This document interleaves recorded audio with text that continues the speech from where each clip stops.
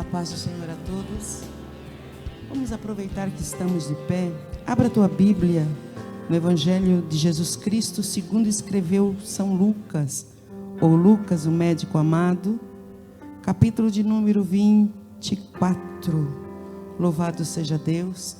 Enquanto você abre o capítulo 24, nós vamos ler alguns versículos do capítulo 24. Eu quero louvar a Deus pela oportunidade de estarmos aqui nesse segundo encontro. Agradeço a Deus, em primeiro lugar, a liberdade que o pastor nos concedeu. Deus abençoe.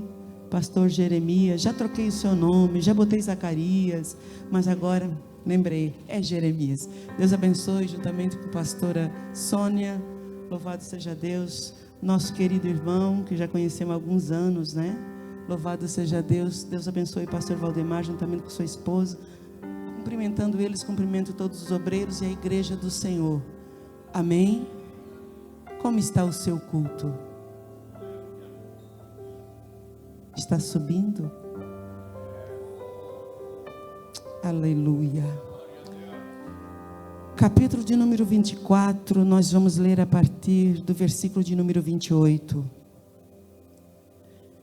E chegaram à aldeia para onde iam, e ele fez como quem ia para mais longe.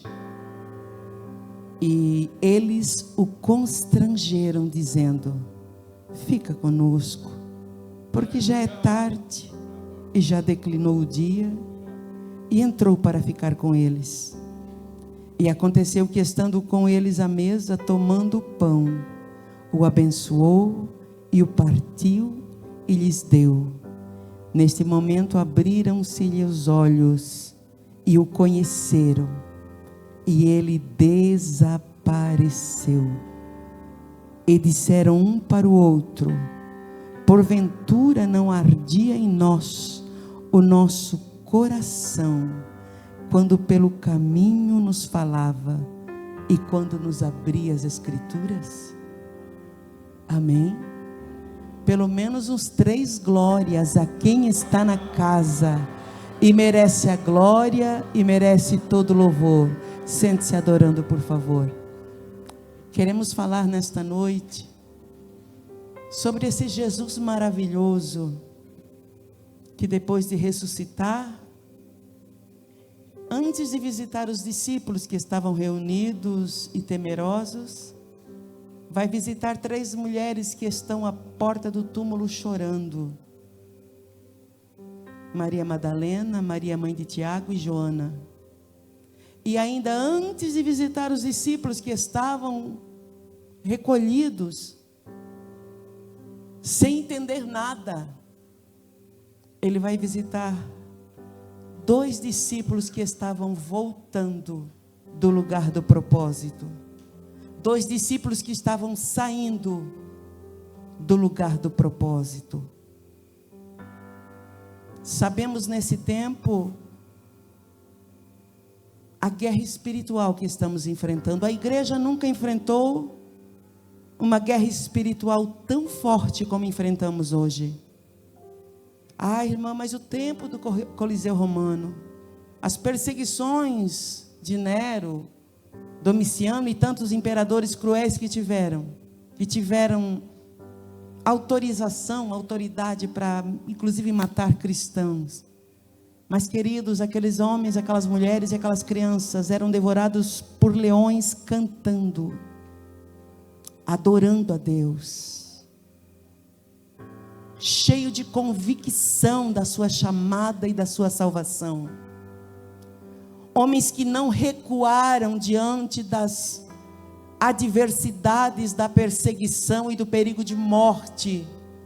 Homens que foram empalados, que foram queimados, como João Hus, mas morreu dando glória, dizendo: pode matar esse, mas vai levantar-se outros.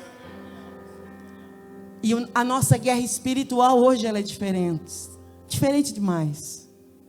Hoje não precisa uma ameaça de morte para alguém deixar de vir para a igreja, para alguém negar a fé.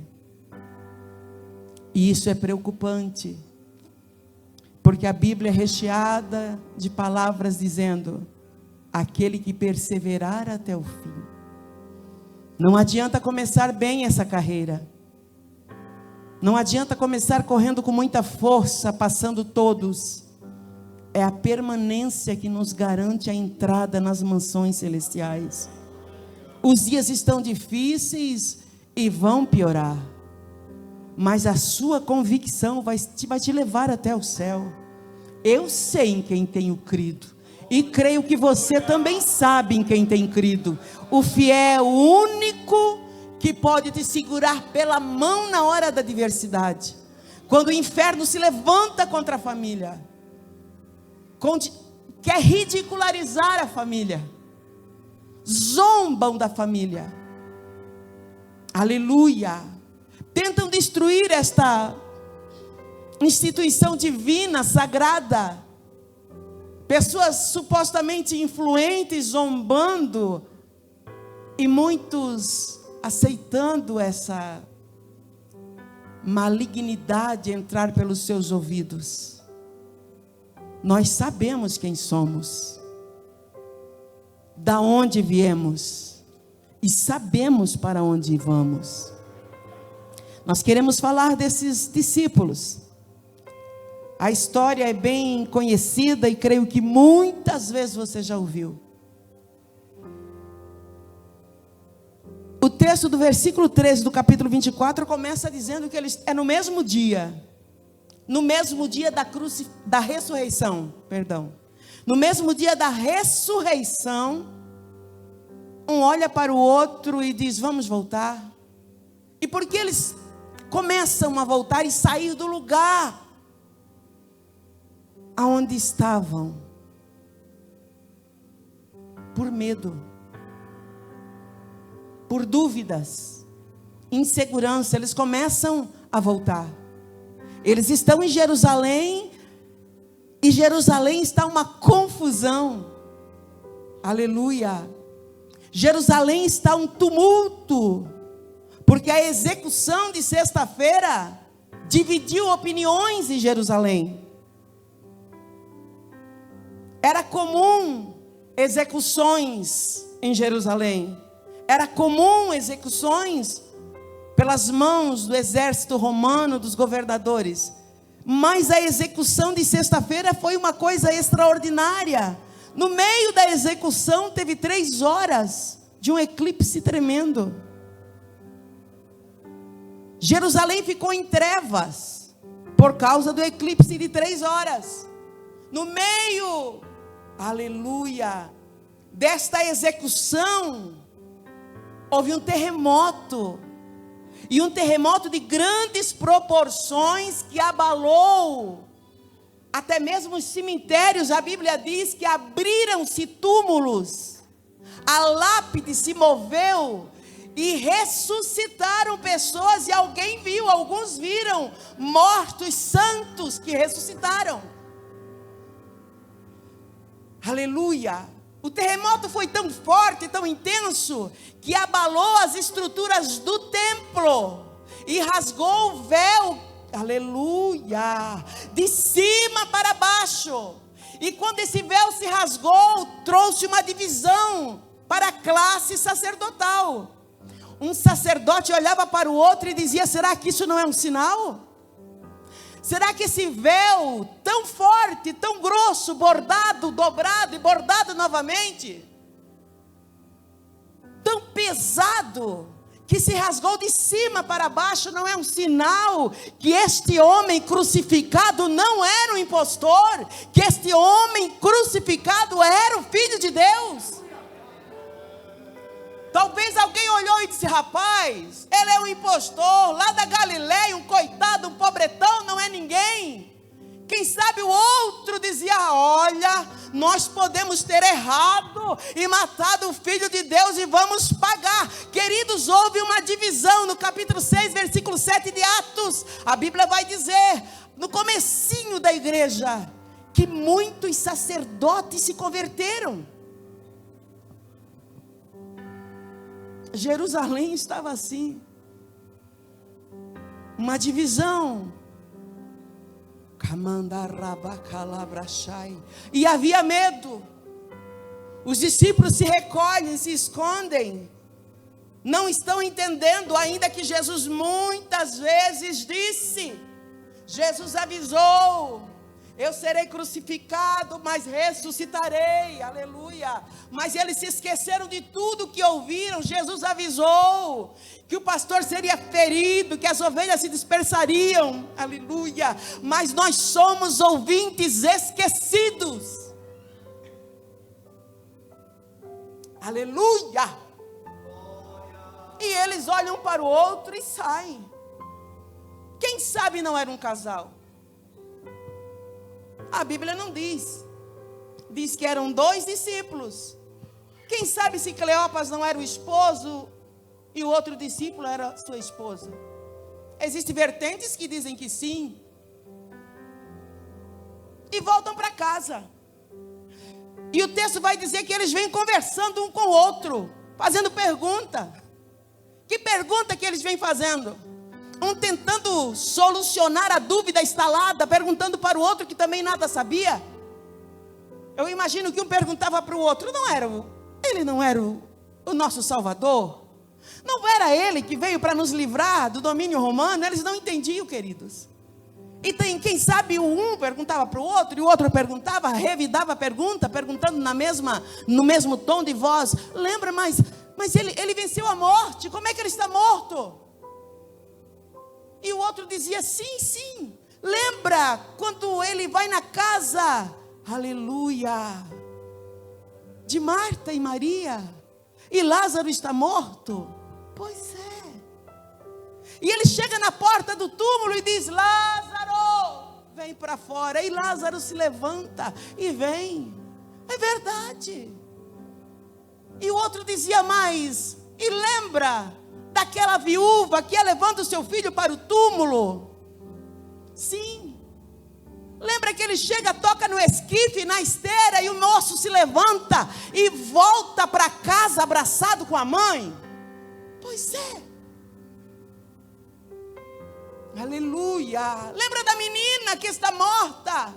E ele chega, pega na mão da menina e diz: Talita cumi, a ti te digo, menina, levanta-te. A menina senta na cama e pede comida. Pois é. Mas ele está morto. E Jesus é tão maravilhoso. Que humildade nesse amado Senhor, que ele chega na conversa: Shalom.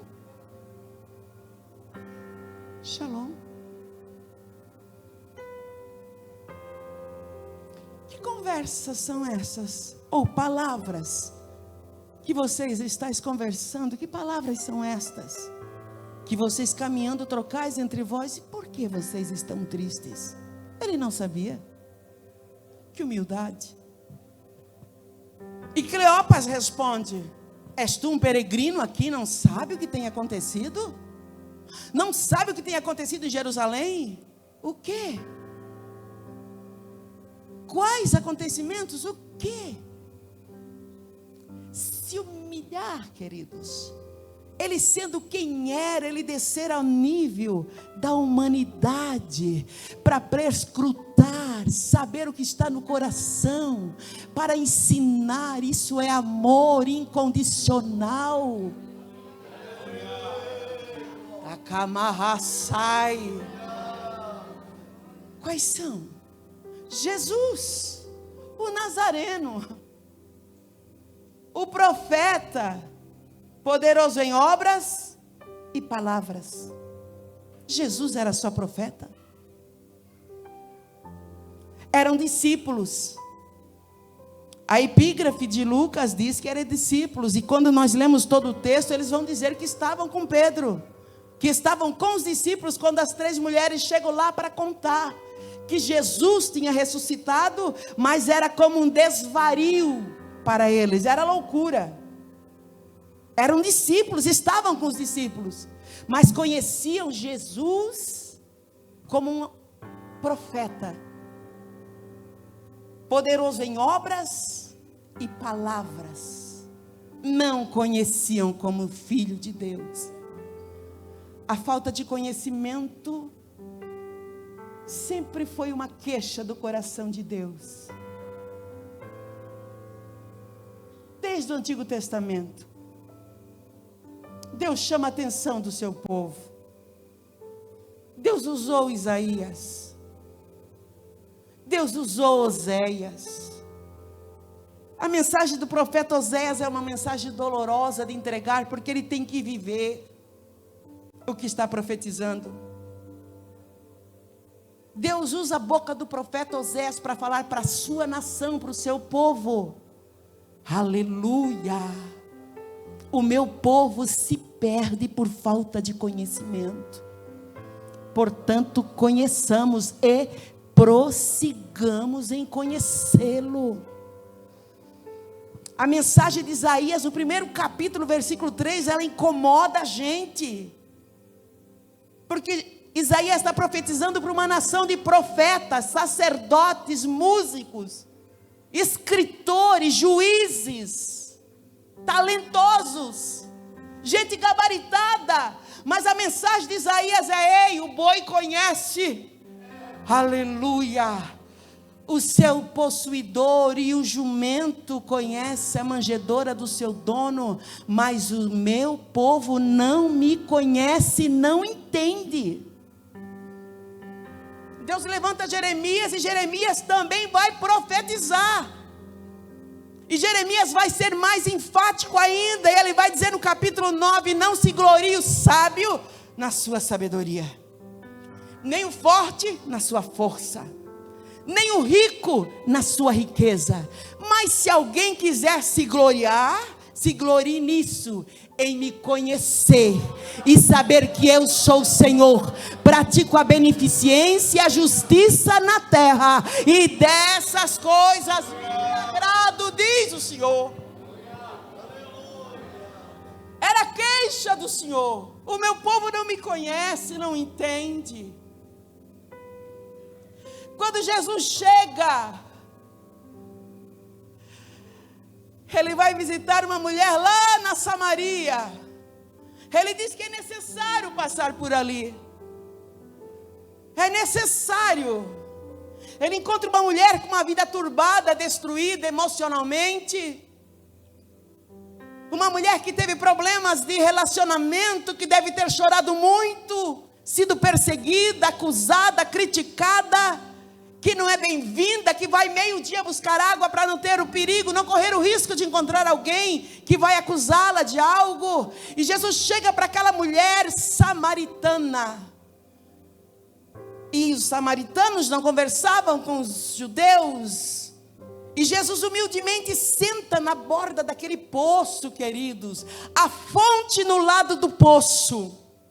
Da Arábia. Urramaste. Até calabrachai. E ela, quieta, desprezando aquele judeuzinho que estava ali.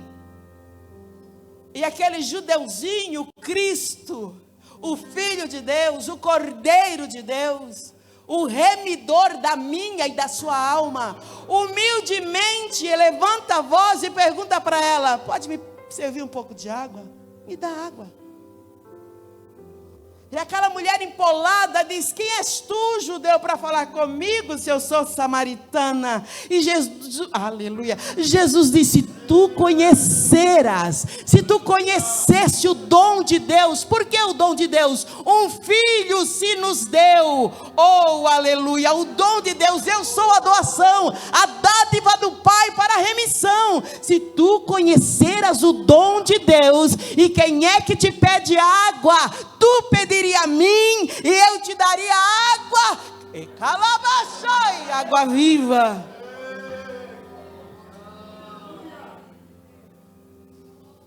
Aleluia. Jesus vai dizer: se conhecereis a verdade vos libertará. E esses discípulos caminhando 3 anos e meio com Jesus, talvez menos, não sabemos. Quem sabe era do grupo dos 70, nós não sabemos. Mas estava com os discípulos. Eles não reconhecem Jesus. E quando Jesus pergunta do que eles estão falando, Eles respondem: o assunto é sobre um judeu lá de Samaria,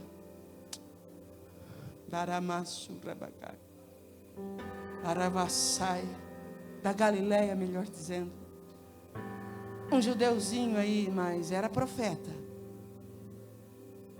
Era poderoso em palavras e obras, mas era um profeta. Jesus não se incomoda. Jesus começa a conversar. Jesus começa a abrir a Bíblia. Aleluia. Aleluia. E começa a falar. E a palavra por si só começa a agir. O texto diz que ele começa a falar. E começando desde Moisés. Porque eles estão dizendo para Jesus: nós até pensávamos que ele era aquele que nos remiria.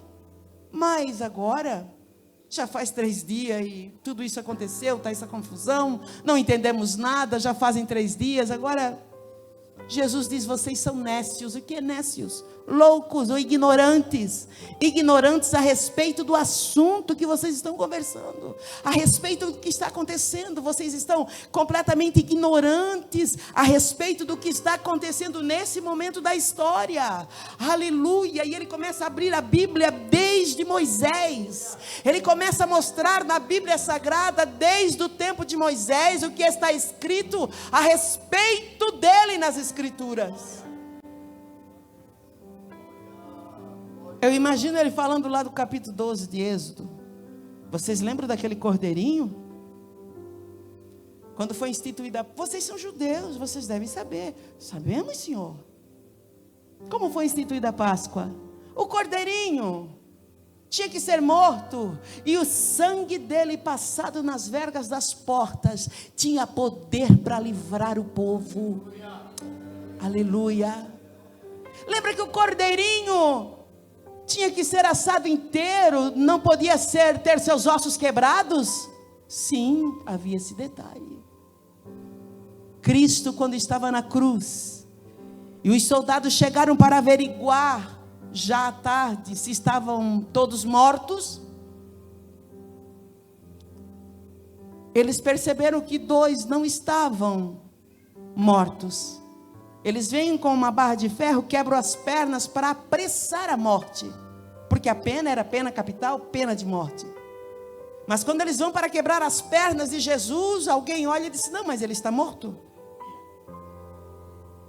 Alguém diz: toma uma lança e perfura o lado dele, para ver se de fato está morto.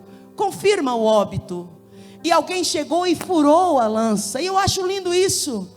Um escritor antigo diz que este homem era um soldado reformado, cego de um olho.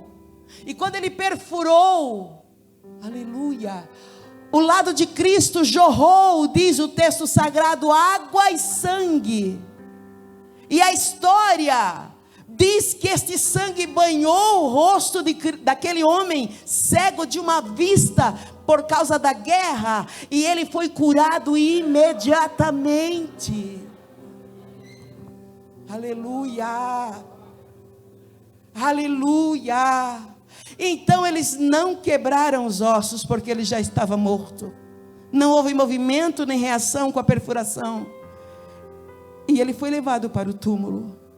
Eu imagino Jesus falando e mostrando da onde estava escrito a respeito dele. Vocês pensam que aquele cordeiro tinha fim em si mesmo? Aquilo ali era uma representação, uma linguagem figurada para o cordeiro que haveria de vir. Mas eles estavam como que embotados, a sua mente embotadas. Eu imagino Jesus falando aleluia, do tabernáculo. Vocês lembram a divisão do tabernáculo? Sim, lembramos, claro. Moisés, imagine, havia o lugar santo. Oh, glória. À direita ficava a mesa dos pães de proposição. Vocês lembram desse pão? Sim. Eram 12 pães, sim. Pois aquilo ali simbolizava o Cristo, o pão da vida. Vocês lembram que à esquerda ficava o candelabro de 7 braços, que não poderia se apagar, que tinha que ficar aceso dia e noite. Sim, lembramos? Aquilo ali simboliza Cristo, a luz do mundo. Vocês se lembram que na frente havia aleluia, um grande véu pendurado que ninguém podia atravessar, somente o sacerdote, uma vez por ano, o sumo sacerdote, para fazer expiação do pecado. Sim, lembramos, este véu se rasgou, ele era o símbolo do pecado, mas o sangue do Cordeiro o sangue do Cordeiro abriu a porta do céu da salvação. Acalabrachai, oh glória! E o coraçãozinho daqueles dois vão ardendo, e vão ardendo, e vão ardendo. E de repente eles chegam na frente da casa de Cleopas. Ele chega na frente, e ele vai explicando, e eles caminhando. Eu imagino que eles dão uma parada e ficam boquiabertos, com tanta sabedoria, com tanta revelação, e o coração ardendo, o coração dilatando no peito, e eles chegam na frente da casa. E quando eu leio isso aqui, eu sempre boto um portãozinho nessa casa. Eles têm um portãozinho pintado de cal, de caol. E eles fazem menção de entrar no portão. E o servo de Deus que está com eles, Jesus, faz menção de passar direto. Shalom. Mas um olha para o outro e diz: convida ele para entrar. Eu imagino que Cleopas, que parece que é o porta-voz, ele diz: Senhor, entra conosco, amigo. Porque não conheciam que era Jesus. Entra conosco, por favor. E ele diz: não. Por quê? Por que não? Porque ele foi constrangido. O que é ser constrangido, queridos? É ser praticamente forçado. Eu já fui constrangida. E eu de fato não queria. Mas o que me encanta no texto é que ele faz de conta que ele vai passar. Ele faz de conta que está passando e vai embora. Mas a missão dele, o desejo dele era entrar. Mas ele está fazendo de conta que vai passar. E ele está dizendo: Shalom, estou indo embora. E um olha para o outro, convida. Eu já convidei, mas ele não quer, insiste. Vai, insiste. Vamos convidar. E talvez alguém pega no braço dele e diz: entra, por favor. Entra, fica conosco, está escuro, é perigoso, vai esfriar. Por favor, entra, coloca os teus pés debaixo da nossa mesa. Ele queria entrar, mas não foi no primeiro convite que ele entrou. E isso aqui não está escrito aqui somente para preencher alguma lacuna, não. Isso aqui está escrito como uma mensagem. Esse pequeno detalhe muda tudo. Ele foi constrangido, porque nós sabemos, eu e você já fizemos isso. Já convidamos alguém para entrar na casa por obrigação. Já parou alguém no nosso portão e nós estamos com uma coisa arada lá dentro de casa para fazer? Temos que sair, temos algum compromisso, a pessoa para e não vai embora. E você não quer mandar a pessoa embora, daí você faz um convite por fazer. Quer entrar? Mas no fundo a gente não quer que entre. A gente tem compromisso. Ou você nunca fez isso?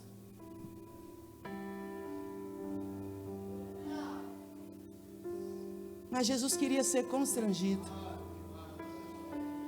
Jesus queria ser quase que forçado.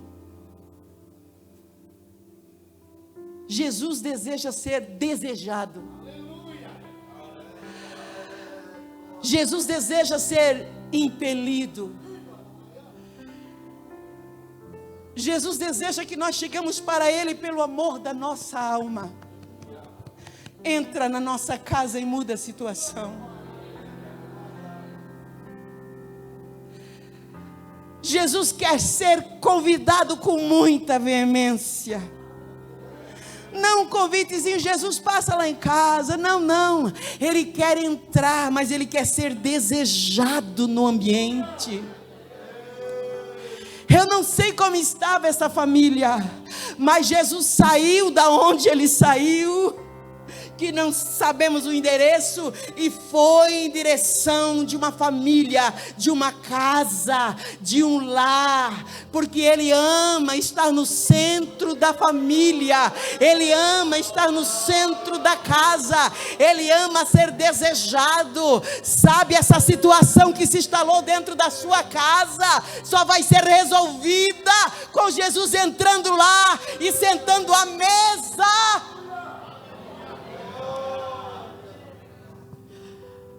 Aleluia. Muitas vezes nós deixamos para constranger Jesus depois que já passou do limite, que já não tem mais recurso, que já estão meses sem se falar, dormindo juntos, virado costa com costa. Muitas vezes se chama Jesus para entrar e ficar, quando já não tem mais solução, quando o filho já falou o que tinha que falar, já fez o que tinha que fazer. Muitas vezes nós só convidamos Jesus assim: se der tempo, passa lá, mestre, passa lá. Muitas vezes nós dobramos o joelho na nossa igreja, no lugar, na nossa casa, e falamos com o Senhor como se Ele fosse um menino.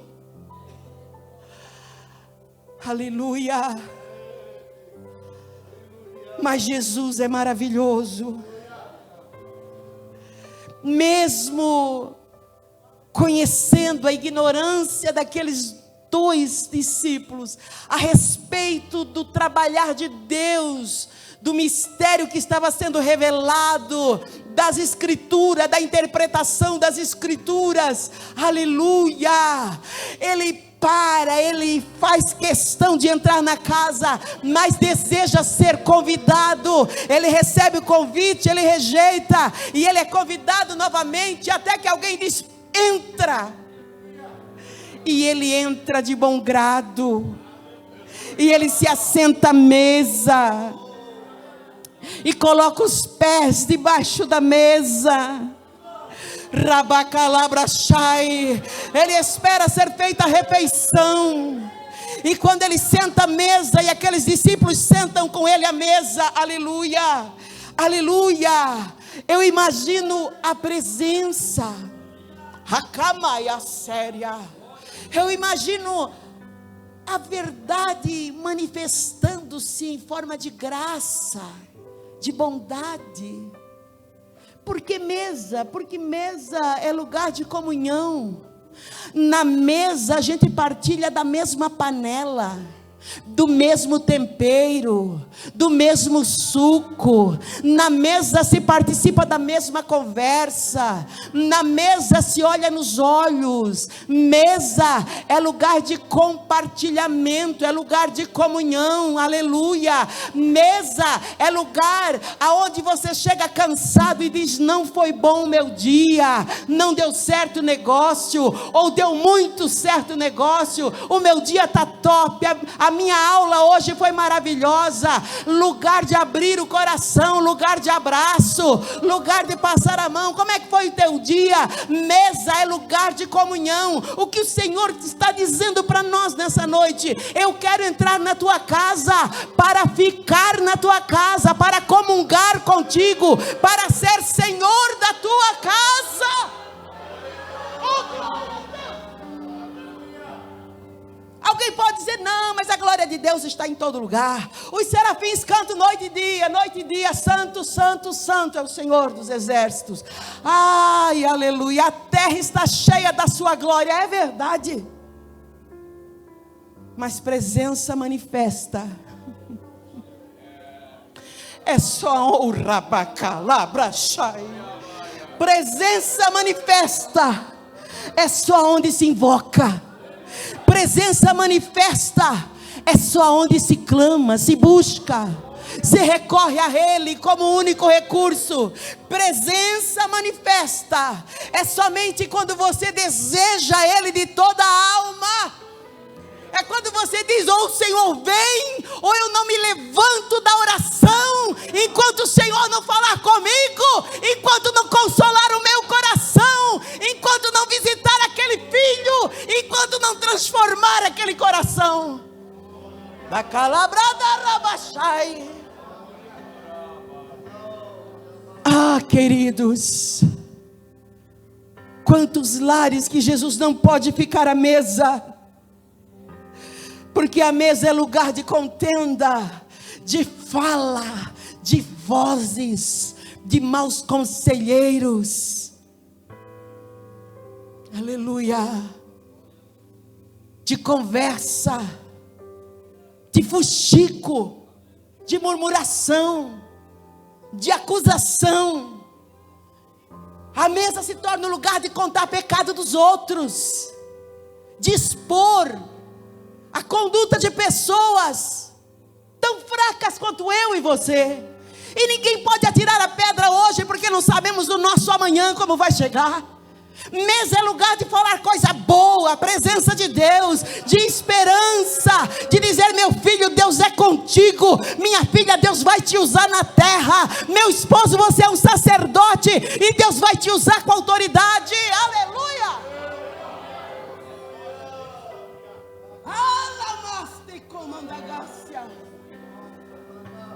Mas muitas vezes a mesa é o lugar que se colocam a televisão para assistir todos os assassinatos do Brasil. É na hora do almoço que vai se assistir o jornal, o derramamento de sangue, a guerra e tanta coisa, tanta coisa. E você sai daquela mesa triste, mas mesa é lugar de comunhão. É olhar no olho do esposo, da esposa, dos filhos. É lugar de você profetizar sobre a vida da sua filha que vai sair no período da tarde para trabalhar. Do seu filho. Aleluia. Sabe por que tantos casamentos estão com problema? Porque nós não constrangemos ele para entrar. E se acostuma a viver dentro de casa sem sorriso, sem abraço, sem elogio, sem esperança. Se acostuma a viver a vida de casado empurrando com a barriga, como diz alguns. Já estou casado há 30 anos, vamos ver o que dá. Ah, o Senhor não está lá. Quando o Senhor está lá, quando ela é constrangido, Ele entra. Há perdão. O marido sabe dizer: me perdoa, eu me excedi. A esposa consegue dizer: me perdoa, não deveria ter falado aquilo. Mas hoje nós estamos tão orgulhosos, estamos tão endurecidos, e achamos que é humilhante perdoar ou pedir perdão. E às vezes os nossos filhos nos escutam a mãe falando mal do pai, escutam o pai reclamando da mãe, a sua mãe, o seu pai.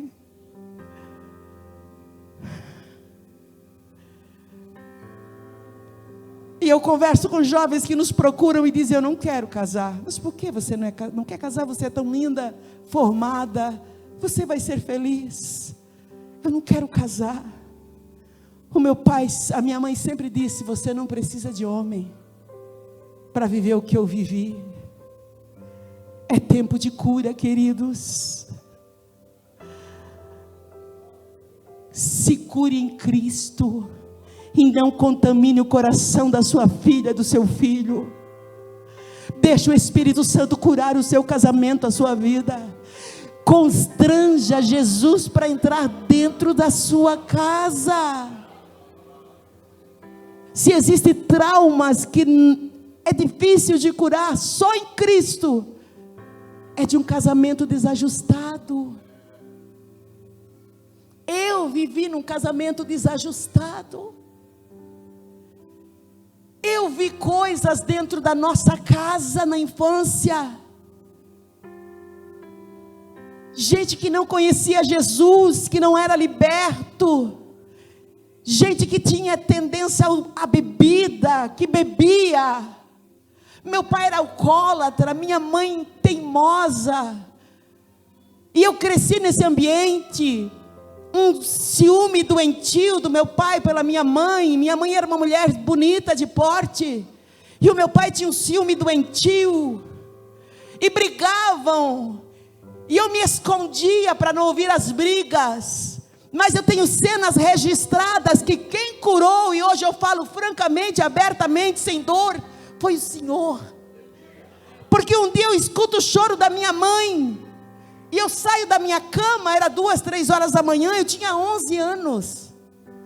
E eu disse, por que a mãe está chorando de madrugada? E abro a cortina do quarto deles, não tinha porta, era cortina. Uma casa muito humilde naquela época. E quando eu entro no quarto, a luz estava acesa, minha mãe estava de joelhos.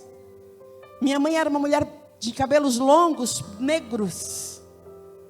Cabelos longos, ela não servia a Deus, não. Mas era o costume da época. Meu pai enfiou o braço debaixo do pescoço dela por trás, enrolou o cabelo e puxou o cabelo para trás. E ela estava de joelho com o rosto olhando para o teto, e o meu pai com um facão na mão.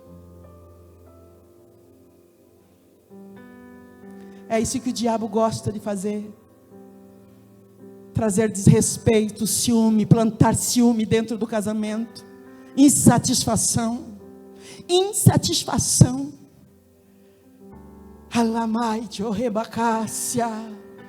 Eu acredito, pastor, que uma das razões porque Eva cedeu, aquela mulher se achava insatisfeita. Porque se ela estivesse satisfeita, quando a serpente disse, se você comer, você vai ser como Deus. Ela queria ser melhor, ela queria ser maior. A insatisfação é uma porta para o diabo agir. Muitas cenas como essa. Um dia brincando de pular corda, com 10 anos, pulando corda, eu escutei barulho de água dentro de casa. Barulho de água, eu disse, o que é isso, meu Deus? Estão jogando água dentro de casa? Mas a mãe não está em casa. E eu saí, larguei a corda e entrei pela porta dos fundos. Cheguei na sala, o meu pai estava de pé, no meio da sala, com um galão de gasolina, jogando em cima da cabeça. E eu fiquei olhando, eu pensei que era água, mas quando eu senti o cheiro, eu fui chegando perto dele, e eu percebi o que ele estava fazendo. Ele enfiou a mão direita no bolso, para tirar o isqueiro. Quando ele pegou aquele isqueiro azul, eu entendi, eu saí correndo, me abracei com ele e consegui tirar o isqueiro antes, aleluia, dele riscar aquele isqueiro, porque pegaria fogo nele, na casa, estava espalhado por tudo. Mas Jesus entrou dentro da nossa casa. Jesus entrou lá e libertou aquele homem do álcool, da ira, do ciúme, do ódio, dos demônios, porque era filho de espírita, e manifestava, e caía, e tinha ataques epiléticos. Jesus libertou aquele homem, e ele trabalhou 20 anos na portaria da igreja, um dos mais dóceis porteiros que nós já tivemos. Jesus quer entrar na tua casa e mudar a tua vida, meu querido, minha querida irmã. O teu lar tem que ser um lugar que você entre e seja o melhor lugar do mundo.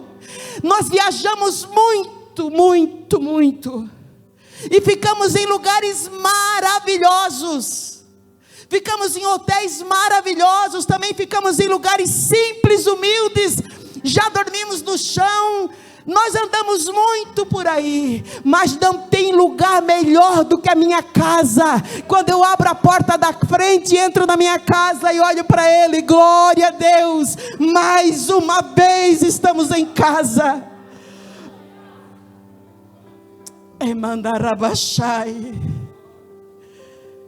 Queridos, o Senhor quer mudar a sua família, o seu casamento, quer mudar o relacionamento, que seja tão bem encaixadinho, tão certinho, que seja um céu na terra, um lugar de paz, aonde o Espírito Santo consiga falar ao teu coração, Não precisa dobrar o joelho. Você está com a sua esposa e o Espírito Santo fala contigo, porque o ambiente é propício. Da calabrachai. Jesus entrou naquela casa e sentou-se à mesa. Ele quer sentar-se à mesa na sua casa, com os teus em volta da mesa, e haver paz dentro daquele lar. Pastor Jeremias, eu cheguei na sexta-feira à noite aqui, fomos direto para o nosso quarto, e o Senhor me mostrou algo, e eu falei aqui na conferência, e a pessoa me procurou, não é daqui, é de Capinzal, mas aqui nesta igreja tem uma jovem, que o inimigo está trabalhando diariamente para o suicídio. Tem um espírito de morte que trabalha nesse lugar, trabalhando para destruição de famílias. Tem uma jovem nessa igreja, procure o pastor, procure ajuda. E esse espírito, quando ele nos cerca, ele é tão forte, que ele não nos deixa pensar com leveza. Eu tentei suicídio aos 9 anos, e depois aos 18 anos. E desde o dia que eu cheguei, durante as madrugadas, o Senhor me mostra, aleluia, sábado uma pessoa, e hoje, essa noite novamente, e é daqui, é uma moça bonita, e o inferno quer abortar o projeto de Deus na sua vida. Você sorri, você trabalha, você sobe, você desce, você vai, você vem, mas há um espírito martelando na sua mente: não vale a pena viver, o mundo está ruim, você não vai vencer, você não é suficiente boa para a exigência do comércio, da vida comum nesse tempo, e isso você está guardando, mas vai te vencer se você não procurar ajuda. E nesta noite, nesse trabalho lindo que estamos falando sobre o valor de Cristo na casa, Cristo na família, Ele te convida a tomar uma decisão de deixar Ele entrar nesta casa.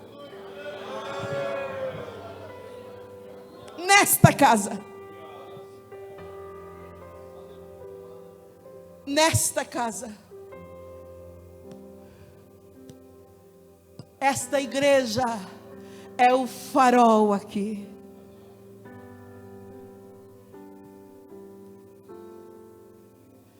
Esta igreja é o farol aqui.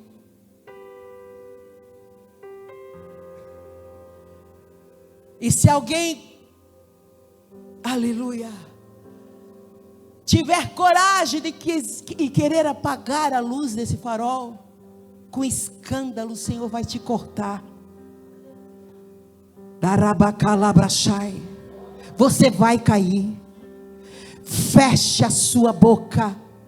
Deixa Jesus limpar a casa, entrar na casa e colocar as coisas em ordem. Chega de brincar com Deus, chega de procurar satisfação na pornografia, porque esse demônio vai destruir a tua vida, você vai ser destruído. Mas nesta noite o Senhor fala: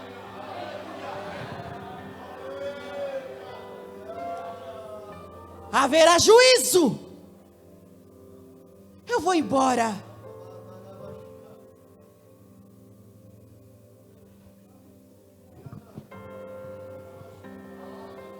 Não basta talento, querido. Não basta dom. Não basta capacitação que Deus nos dá. Haverá um dia de um julgamento que o Senhor vai dizer, alguém vai dizer: Senhor, mas eu profetizei, eu orei, eu expulsei demônios, eu cantei tão bem, eu preguei por aí afora. E o Senhor vai dizer: eu não te conheço, sinto muito. Se afasta de mim, porque praticaste iniquidade. Dói em mim porque eu te amo em Cristo. Nós somos membros do mesmo corpo, dói em mim. Mas eu já vi a destruição do pecado em vidas. Eu vi vidas abortadas morrerem com 30 anos por causa do pecado, da incontinência, de não poder caminhar sem olhar para a mulher do outro. E eu vi morrer antes da hora. Querido, por favor, analisa a sua vida. Minha irmã, analisa a sua vida. O pecado vai aparecer, ele há de te achar, ele há de te encontrar, e o escândalo vai se formar. Mas hoje é tempo de se arrepender. A tua casa vai ser visitada pelo Senhor. Te coloque de pé em nome de Jesus.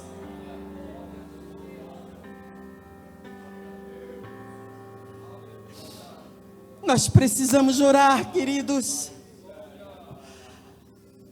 Nós precisamos orar. Nós precisamos vir para a casa do Senhor, ter um altar em casa, queridos.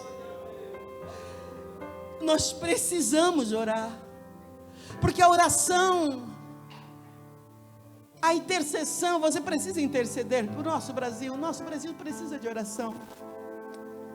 Nós precisamos interceder pela nossa nação brasileira. Estamos em guerra ideológica, espiritual, política. Nós estamos em guerra, e tem outras guerras reais acontecendo.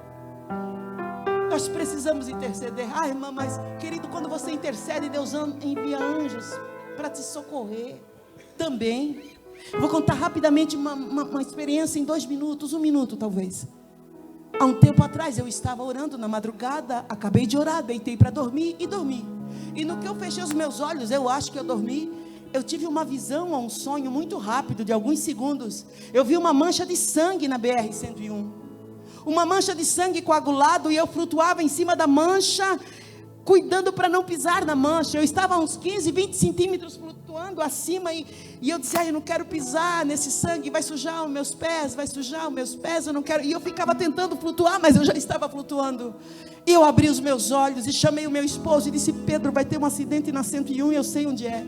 Eu vi o comércio, nós passamos ali, será que não é nós? Será que não é algum irmão que está voltando de algum trabalho? Os pastores, os nossos professores, eles voltavam, aleluia, na segunda-feira dos trabalhos. E ele voltou a dormir, ele estava cansado, tinha trabalhado. Eu disse, meu Deus, quem vai morrer? Era muito sangue, alguém vai morrer, aquilo me perturbando. E de repente meu esposo começou a ressonar e pegou no sono, e eu no escuro deitado virava para lá. E de repente eu disse, não vai morrer. Não vai morrer. Eu me levantei, eu tenho uma casa antiga de 30 anos. Uma casa grande, enorme, e ela tem um corredor de 8 metros. E eu comecei 6 horas da manhã, de mãos erguidas, Senhor, eu repreendo o espírito da morte. Eu repreendo esse acidente, não vai acontecer. Cancela isso, desfaz esse laço. E eu comecei a ir até a porta da cozinha, colocava minhas mãos, orava alguns minutos, e voltava de mão erguida até a porta da sala, orava, e eu fiquei assim um bom tempo. Amanheceu o dia, fomos fazer o nosso trabalho, e um telefone chega de outro bairro de Joinville, e a pessoa diz, irmã Cida, vem aqui no Petrópolis conhecer um pastor de Portugal que está aqui. Você é responsável pelo culto da vitória, vem aqui conhecer ele. E nós fomos, chegamos lá, o pregador, aleluia, começou a pregar, e o Senhor disse, aleluia, quando ele acabar de pregar, peça uma oração para ele, eu quero usar ele para revelar um mistério para ti. Eu me alegrei, pulei, gritei, ninguém entendeu nada, porque foi uma voz poderosa que falou ao meu coração. Quando ele acabou de pregar, todos foram embora, ficou o pregador, a dirigente, o dirigente do trabalho da tarde, eu e meu esposo, ficou nós 5, e eu cheguei até ele, paz o Senhor, pastor, o Senhor não me conhece, faz uma oração por mim. E ele, um homem alto, moreno, com uma voz grave, ele disse, por que você quer uma oração? E eu disse, eu estou com minha garganta inflamada, eu estou com uma amidalite, e estava de fato. Ele disse, sobe aqui, mulher. E ele botou a mão na minha cabeça, e Deus tomou a vida daquele homem. E ele disse, mulher, o laço de acidente no trânsito. O inimigo tomaria a mente de um, e ele lançaria o veículo dele contra o veículo de vocês. O sangue que eu te mostrei era teu, mas porque tu se levantou para orar, porque então não conhecia, eu desci para cortar o laço de morte.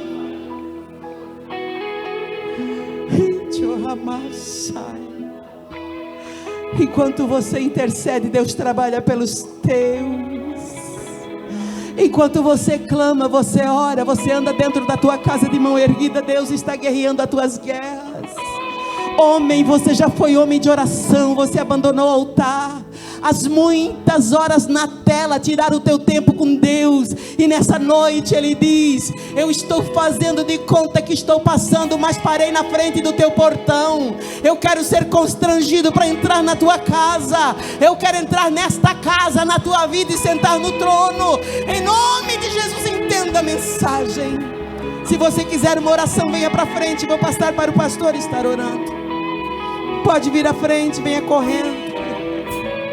Porque Jesus quer te dar graça, quer te dar graça, quer te dar graça, quer te dar autoridade, quer reconstruir a tua vida familiar, a comunhão no meio do teu casamento, no meio da tua parentela, no meio da tua família. Aleluia! Quanta dureza no nosso coração, quanta dureza no nosso coração, queridos.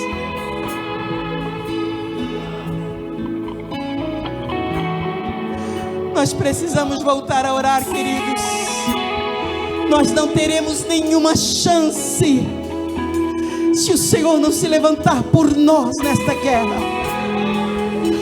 Nós não teremos nenhuma chance de manter a nossa família, a família dos nossos filhos, porque nós ainda temos uma estrutura, mas os nossos filhos não estão sendo orientados a ter uma vida de comunhão. Se não houver uma vida de comunhão com Deus, se Jesus não sentar à mesa dos nossos filhos, os casamentos dele correm risco,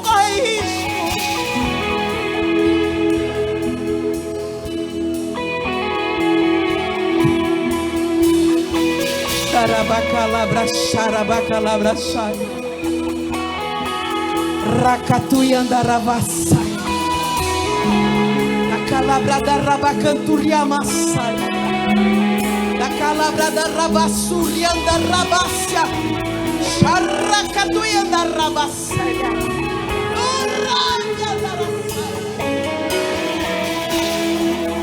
Senhor, nós estamos na tua presença. A morte não vai prevalecer. A morte não vai prevalecer.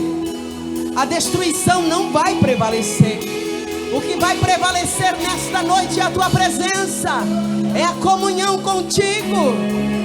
É a intimidade com o céu. É os teus conselhos do nosso coração. É a tua palavra, pois a tua palavra quebra o jugo. A tua palavra é alimento. A tua palavra é preciosa. É martelo que esmiuça a penha. A tua palavra é mais penetrante do que espada alguma de dois fios, e penetra até a divisão da alma, do espírito, das juntas, das medulas, e é apta para discernir a intenção do coração do homem. E não adiante desta palavra nada encoberto. Antes todas as coisas estão nuas e patentes diante daquele com quem teremos que tratar. A tua palavra é viva. Nesta noite, segundo o poder da tua palavra, segundo a direção do teu Espírito Santo, toca nesta vida. Coloca por terra essa fortaleza na mente. Tudo isso que se levanta contra o conhecimento, tudo isso que se levanta contra a fidelidade de Deus, contra a justiça do céu, meu Deus, em nome de Jesus, toda dureza de coração, toda rebelião no coração, toda rebeldia contra a verdade,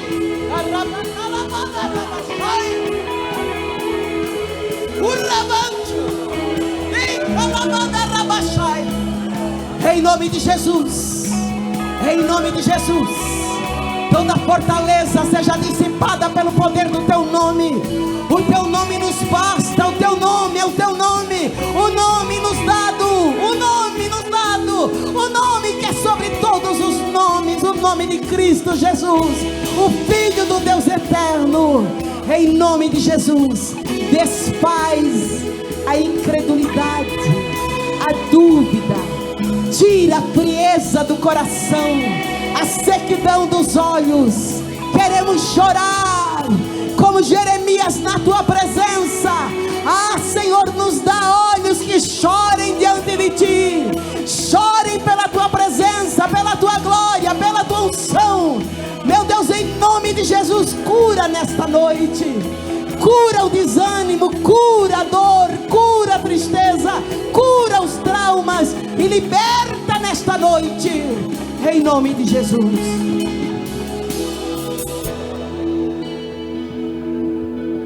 Bendita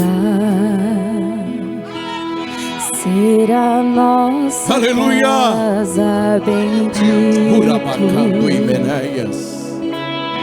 serão nossos aleluia, filhos, e nós glorificaremos ao Senhor.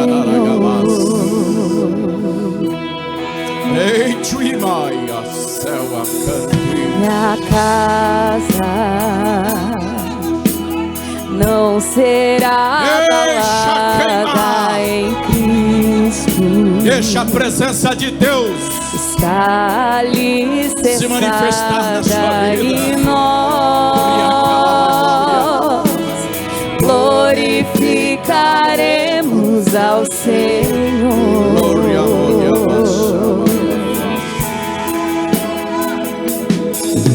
a rocha em que minha casa está firmada,